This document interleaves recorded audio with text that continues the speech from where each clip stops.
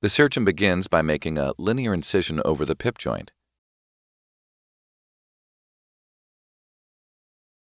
A saw is used to resect the head of the proximal phalanx. It is important to also resect the base of the middle phalanx down to subchondral bone to ensure adequate engagement of the screw.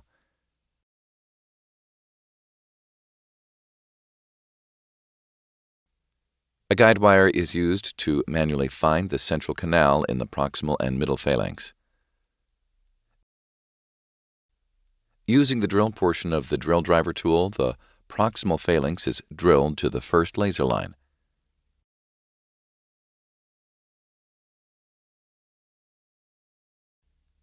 The drill driver tool is then drilled through the middle and distal phalanx and out the end of the toe, leaving the driver portion in the pip joint.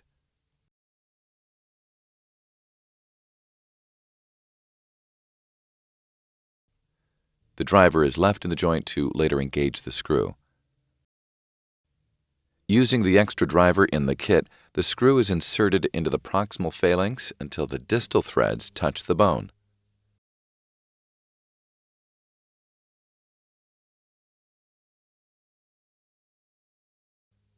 The driver end of the drill driver tool is then used to engage the head of the screw. While holding the middle phalanx steady, the screw is turned counterclockwise into the middle phalanx until 2/3 of the distal threads are engaged. The surgeon then turns the screw clockwise to compress the joint. The opposing threads on the screw will cause the joint to come together for optimal compression.